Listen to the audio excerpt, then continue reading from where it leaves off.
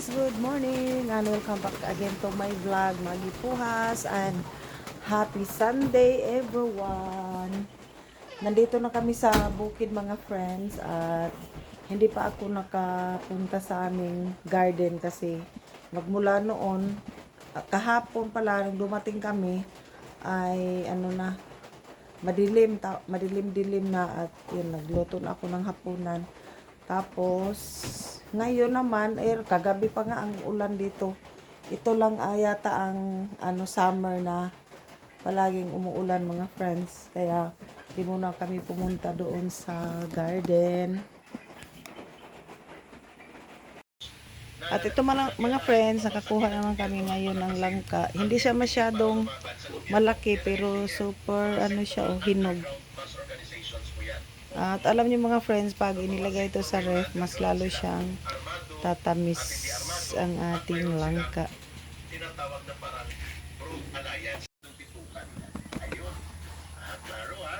Kain tayo. Wait kami. Kaabog. Gamay lang daot mo. Nariso tanong bako na ko kanan ako na ko na Ang turok na gali oh. Ito naman naman to, seedling para panimanawan dito ng maraming langka.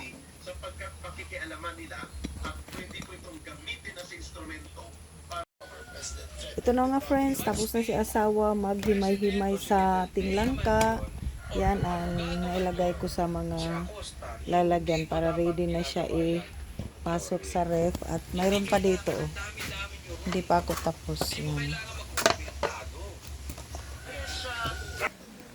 Yan, ngayon naman mga friends. Pinuntahan ko si asawa kasi yung mga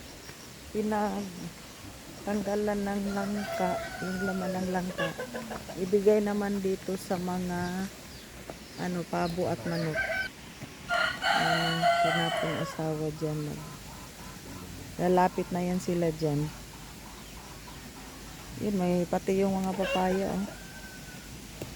At luminis na dito, wala nang damo na humaba kasi yung laging naapakan ng manok ba, hindi na tumubo yung damo, hindi na siya kailangan imawir. Ayaw na po kay maluyat ng karibang screen. Tapos baka bukas lilinisan ng asawa yung niyog. Mayroon naman siyang gamit yung yung mahaba na parang ba yun? Sanggot. Tingnan yung sapa mga friends. Siya, lubog. Leo.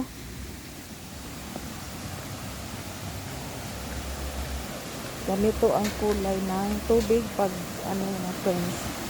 Yan, umabot na dito oh.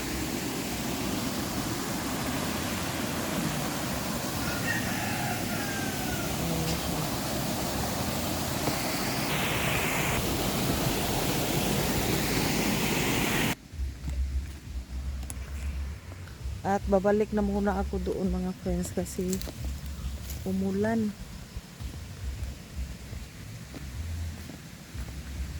Umulan na naman.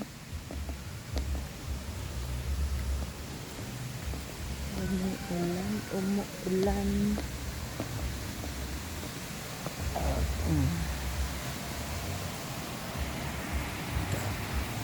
Yan, sumunod pala si asawa mga friends. Naguna siya. Ay, imo pa ko iya ding hindi mo paturokon? I-seedling niya yung mga mga langka para punuin tong lupa sa pagtanim ng langka.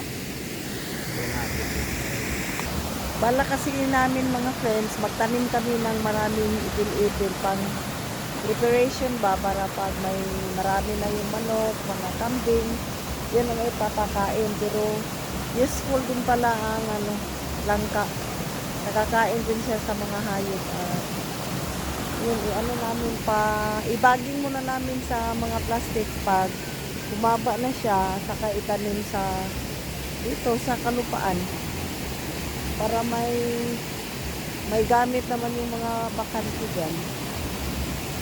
Ay, dadalhin ko na lang muna kayo sa ano mga friends sa aming bulanghoyan. Yan, may isa lang. Ang dami pala nitong okra mga friends, oh, pero isa lang talaga ang nabubuhay. At ito naman, tong mga pot namin, yun, sinabihan ko yung in charge dito kasi nung pumunta kami ng Cebu, lagyan ng mga uhot ito pa para taniman na naman ng kung anong maitanim. Kasi pangit kasi pag dito lang sa lupa, kailangan din baka lagyan ko ulit to ng mga sibuyas. Tapos ito yung ref, dito na siya para wala nang sagbot doon sa kabila sa may harapan. At yan. At may tubig na to yung inano namin. Hindi na problema pag tag-ulan kasi may supply na dito sa tubig.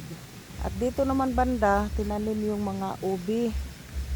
Yun, umano na siya, may ano na raw, may ugat. May ugat na daw yung ubi mga friends. Pero hindi pa siya hindi pa siya tumubo sa lupa. Hintayin na lang yun. Yan, puro to ano.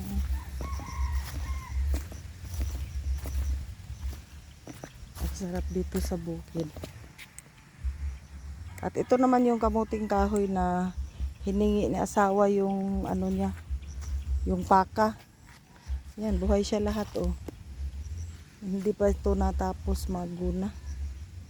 Hindi nakapaguna araw-araw yung in charge dito kasi palaging umuulan. Ito ng ating first class daw to na kamuting kahoy. Tapos huli na to siya tinanim. Ito naman ang unang tinanim. O, di ba malinis. Nung last na vlog ko, ano pa lang siya, maliliit. Ay, ngayon malaki na.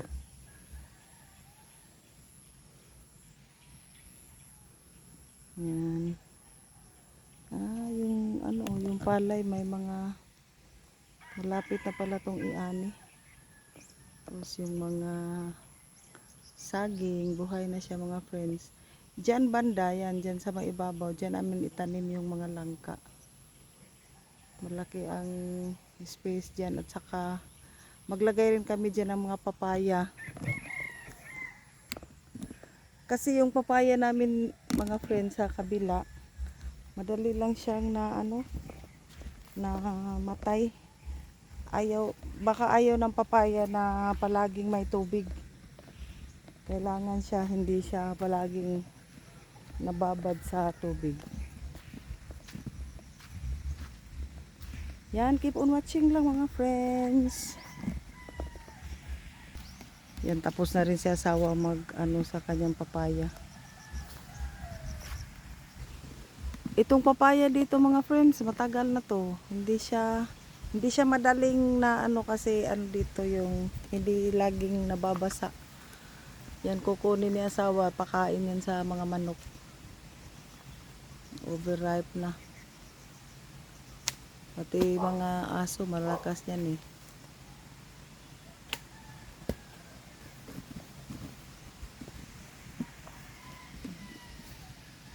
Buhay sa bukid.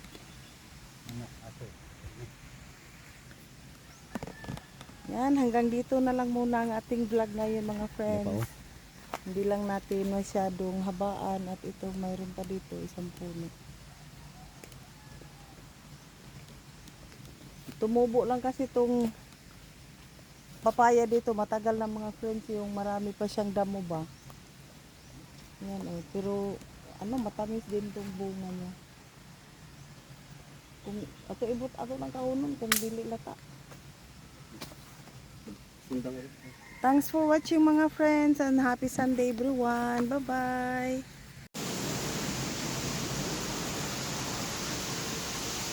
At ito na pala yung mga ampalaya mga friends. Yan.